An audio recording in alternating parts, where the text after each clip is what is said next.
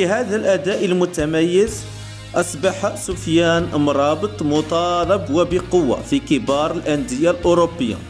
يكفي أن ليفربول تضع نصب عينيها الدولي المغربي سفيان أمرابط للتعاقد معه في الانتقالات الشتوية القادمة.